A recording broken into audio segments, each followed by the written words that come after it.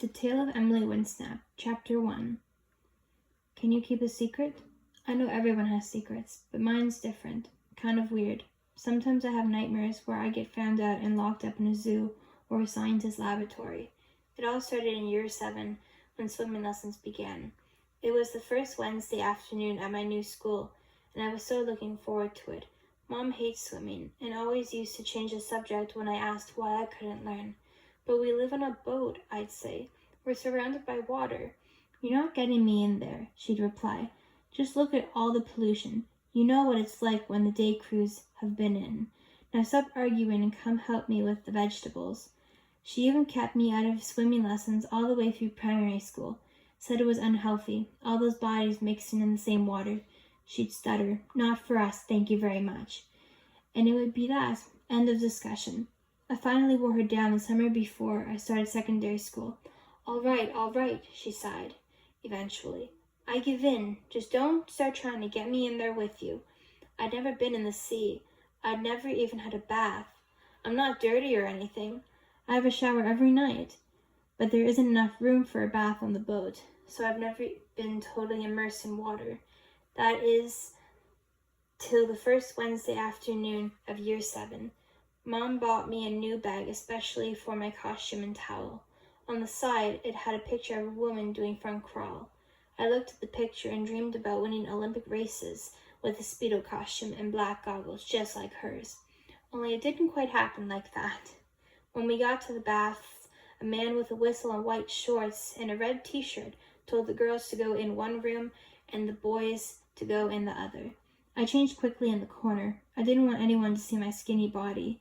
My legs are like sticks, and they're usually covered in scabs and grazes from getting on and off the King of the Sea. That's our boat, which is a bit of a grand title for a little sailing boat with moldy ropes, peeling paint, and beds the width of a ruler.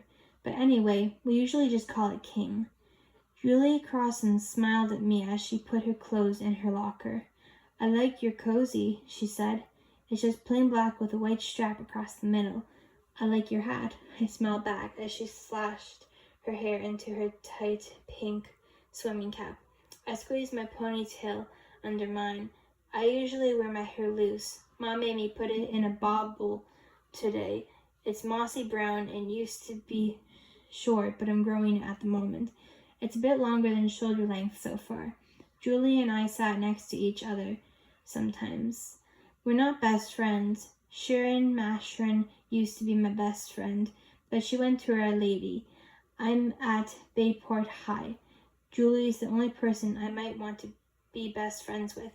I think she wants to be Mandy Russians, though. They hang out together at break. I don't mind, not really, except when I can't find my way to the canteen or to some of the classes. It might be nice to have someone to get lost with. Brightport High is about 10 times bigger than any of my primary school.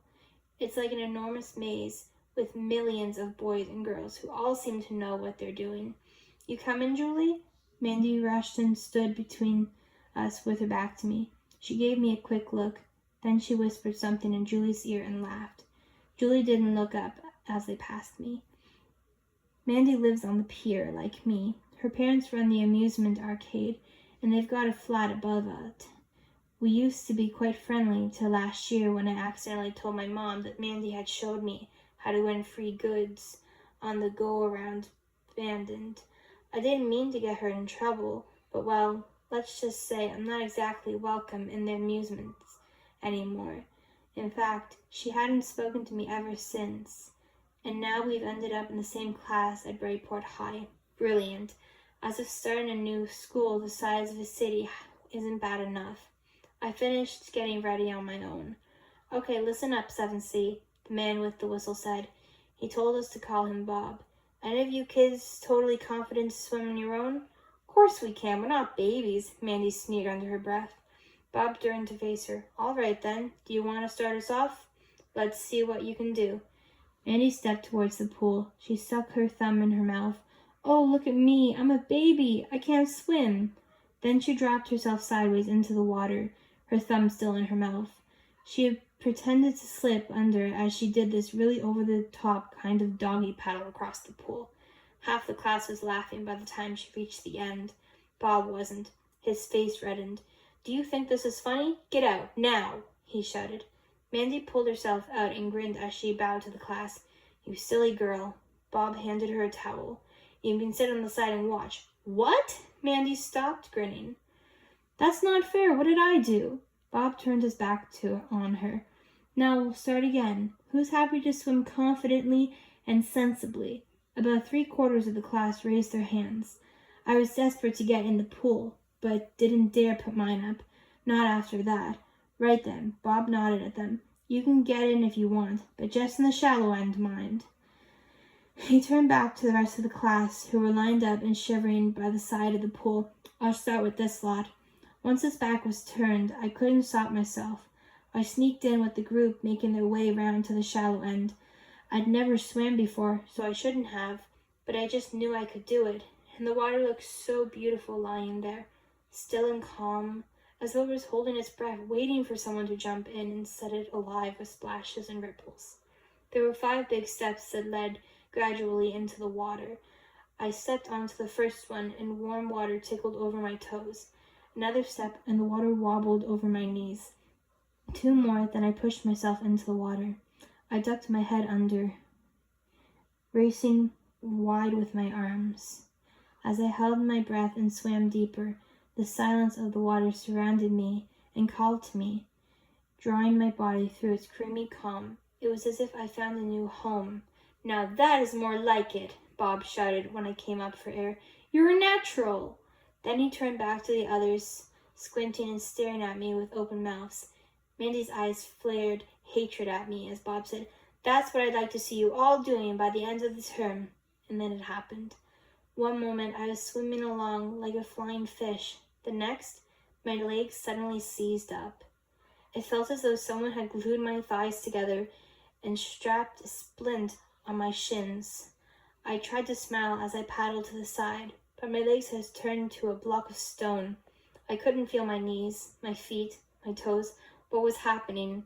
A second later, I almost went under completely, and I screamed. Bob dived in his shorts and t-shirt, and swam over to me. "It's my legs," I gasped. "I can't feel them." He kept my chin in his big hand and backstroked us to the side. "Don't worry," he said, looking behind us as he swam. "It's just cramps. Happens to everyone." We reached the big steps at the side of the pool and sat down on top one.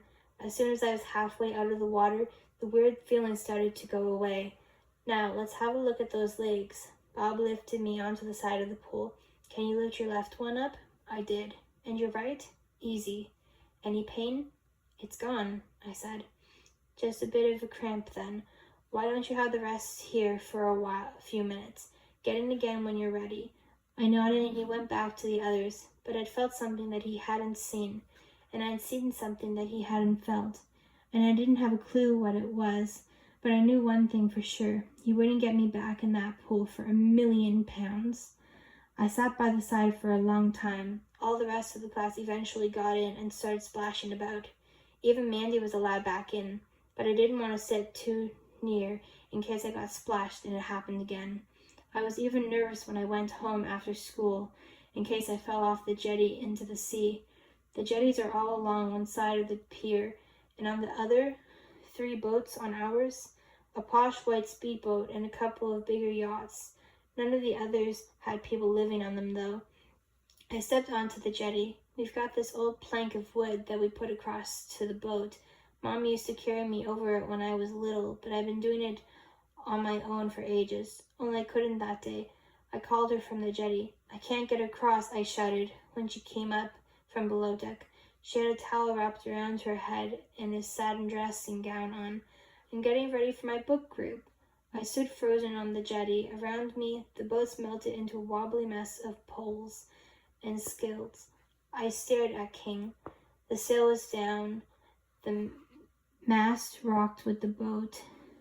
The wooden deck shiny with sea spray. My eyes burned as I focused on the row of port holes along the side of the boat, the thin metal bar running around the edge. "I'm scared," I said. Eventually, Mom pulled the dressing gown cord tighter around her waist, and reached her skinny arm out to me. "Come on then, let's have you." When I got across, she grabbed me and gave me a hug. "Dingbat," she said, ruffling my hair. Then she went back inside to get ready for her group. Mom's always got some group or another on the go. Last year was Pilates, now it's her book group. She works on the second-hand bookshop on the Pomerade. That's where they meet. It's pretty cool, actually. They've just opened up a cafe bar where you can get thick milkshakes with real fruit in them, and huge wedges of chocolate flapjack. I reckon the book group is just her latest excuse to meet up and gossip with her friends, but at least it keeps her off my back. Mystic Mill, who does palms on the pier, comes and sits with me. Millie's all right. Sometimes she's practices Ribley or Schroeder on me. She brought her tarot cards round once, said I was about to achieve academic success and win praise from all quarters. The next day I came bottom in the spelling test and was given 3 lunchtime deductions to catch up. But that's Millie for you. Luckily, Emeraldril and Esterns were both on tonight, so I knew she wouldn't bother me. Just as well, because I wanted to be left alone. I needed time to think about what to do. There were 2 things I knew for sure. 1, I had to work out what had happened to me in the pool. And 2, I needed to get out of swimming lessons before it happened again. I could hear Mom in her cabin while I paced up and down in the front room. "Do you really love me? Do you want to stay?" She was singing louder than her CD. She always sings when she's getting ready to go out. I don't mind too much, except when she starts on the antics tonight. I hardly noticed. I'd already tried asking her if I had to go swimming again, and she went mad. "I hope you're joking," she'd said in that voice. "That means she isn't. After the fuss you created, no way are you giving up now." I paced up to the gas fire in the corner of the salon. That's what we call the living room. I usually get my best ideas when I pace, but nothing was coming to me. I paced past the totally old sofa with a big orange blanket. Pace, left, right, crack, squeak, think, nothing. "Better tell me soon, baby. I ain't got all day." Mom's voice warbled out from her room. I tried extending my pacing to the kitchen. It's called a galley, really. It's got a sink, a tiny fridge, and a cooking surface that's always covered in empty cartons and bottles. Mom makes up recycle every day. The galley's on the middle of the boat with the main door and a couple of wooden steps opposite. You've got to be careful on these when you come in, because the bottom step comes loose. I usually jump down from the top one. I paced through the kitchen and along the corridor that led to the bathroom and her cabins. "How do I look?" Mom appeared at the end of the corridor. She was wearing a new pair of leaves and a white t-shirt with "Baby" on sparkly letters across the middle. I wouldn't mind, but I brought a similar one myself at the time, and it looks better on her. "Great." A familiar sharp rap on the roof stopped me saying any more. The side door opened and Miss Beeston poked her head through. "Only me," he called, peering round the boat. "Mr. Beeton's the lighthouse keeper. He comes round all the time. He gives me the creeps. He kind of looks at you out of the corner of his eye when he's talking to you, and they're different colors. One's blue, one's green. Mom said he probably gets lonely in his lighthouse, sitting around, looking out the sea, switching the light on, only having contact with people by radio. That's why he's always popping in. She says we have to be friendly to him." "Oh, Mr. Beeston, I'm just off to my book group. We're waiting for Millie to turn up. Come in a sec. I'll walk down with you." Mom disappeared down the corridor to get her coat as he climbed through the door. "And how are we?" he asked, staring sideways into my eyes. His mouth was crooked like his tie. His shirt was missing a button, his mouth missing a tooth. I shivered. I wish Mom wouldn't leave me on my own with him. "Fine, thanks." He narrowed his eyes, still staring at me. Good. Thankfully, Millie arrived a minute later, and Mom and Mr. Beeston went out. "I won't be late, darling," Mom said, kissing my cheek, then whipping it with her thumb. "There's Saturn's pie on the oven, shepherd's pie in the oven. Help yourselves." Hi, Emily. Millie looked at me intensely for a moment. She always does that. You're feeling anxious and confused, she said with alarming accuracy for once. I can see it in your aura. Then she swept her back cape over her shoulder and put the kettle on. I waved goodbye as Mom and Mr. Beeston headed down the pier. At the bottom, Mr. Beeston turned left to walk round the bay back to his lighthouse. The street lamps lining the prom were already on, pale yellow spots against the orangey pink sky. Mom turned right for the book stop. I watched till they'd gone out of sight before joining Millie on the sofa. We had the shepherd's pie on our knees and laughed together at the waterman when he fluffed his lines. Then Emergile started, and she swished me and went all serious. I had an hour. I cleared the plates, then readied the pan, jam jar, got a sheet of Mom's posh purple writing paper from the living room cupboard, and shut myself in the cabinet. This is what I wrote.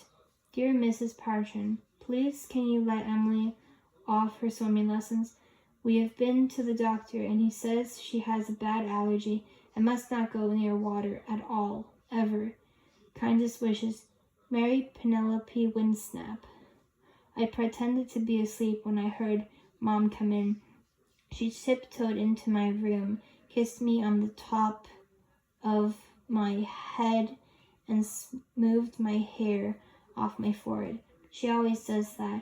I wish she wouldn't. I hate having my fringe pushed off my forehead, but I stopped myself from pulling it back till she'd gone. I lay awake for hours.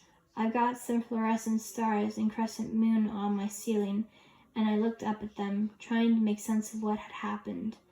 All I really wanted to think about was the silkiness of the water as I sliced through it before everything went wrong. I could still hear its silence pulling me, playing with me as though we shared a secret. But every time I started to lose myself to the feeling of its creamy warmth on my skin, Mandy's face broke into the picture, glaring at me. A couple of times I almost fell asleep, drifting into panicky half-dreams, me inside a huge tank, all the class around me, pointing, staring, chanting, "Freak! Freak!" I could never go in the water again, but the questions wouldn't leave me alone. What had happened to me in there? Would it happen again? No matter how much I dreaded the idea of putting myself through that terror again, I knew I would never be happy until I had the answers. More than that, something was simply pulling me back to the water, and it was like I didn't have a choice. I had to find out, however scary it might be. By the time I heard Mom's gentle snores coming from her room, I was determined to get to the bottom of it before anyone else did. I crept out of bed and slipped into my swimming costume. It was still damp, and I winced and pulled my denim jacket over the top. Then I tiptoed out of the boat and looked around. The pier was totally deserted. Along the prom, guest houses and shops stood in a silent row of stillhouseness against the night sky. They could have been a stage set. A great big full moon shone a spotlight across the sea. I felt sick as I looked at the plank of wood stretching across to the jetty. Come on, just a couple of steps. I clenched my teeth in my fists and tiptoed across. I ran to the barrels at the end of the pier and looked down at the rope ladder, stretching into the darkness of the water. The sea glistened coldly at me. I shivered in reply. Why was I doing this? I ran my finger around my hair. I always do that when I'm trying to think. If I don't feel like pacing, and then I push 3/4 and the doubts and Mandy's sneering face out of my mind. I had to do it. I had to know the truth. I unbuttoned my jacket. I wasn't getting in there without it on. Holding my breath, I stepped onto the rope ladder and looked out at the deserted pier one last time. I could hear the gentle clatter of mists clinging in the bay as I carefully made my way down into the darkness. The last step of the rope ladder was still quite a way from the sea because the tide was out. It's now or never, I said to myself. Then before I had time to think another thought, I pinched my nose between my thumb and forefinger and jumped. I landed in the water with a heavy splash and gasped for breath as soon as I came up. At first I couldn't feel anything except the freezing cold water. What on earth was I doing? Then I remembered what I was there for and started kicking my legs, a bit frantically at first. But seconds later, the cold melted away and so did my worries. Instead of feeling calm, a feeling of calm washed over me with the waves, salt on my lips, hair flat against my head. I darted under the surface, cutting through the water as though I lived there, and then it happened. I swam straight back to the pier, terrified. No, I don't want this. I changed my mind. I reached out, but couldn't get hold of the ladder. What had I done? My legs were joining together again, turning to stone. I gasped and threw my arms about uselessly, clutching at nothing. Just cramp, I told myself, not daring to look at my legs. Disappeared altogether. But then, as rapidly as it had started, something changed. I stopped fighting it. Okay, so my legs had joined together, and fine. Now they had disappeared completely. So what? It was gone. It was, right? As soon as I stopped worrying, my head stopped splitting between the surface. My arms stopped flailing about everywhere. Suddenly I was on edge. An aeroplane, a dolphin gliding through the water for the sheer pleasure of it. Right? This is it. You must have guessed by now, or you might not. It doesn't matter. All that matters is that you promised never to tell anyone. I had become a mermaid. That is the end of chapter 1. I apologize for the stumbles. I don't read out loud very often, but I hope you'll stay tuned for chapter 2. Please like and put comments down below.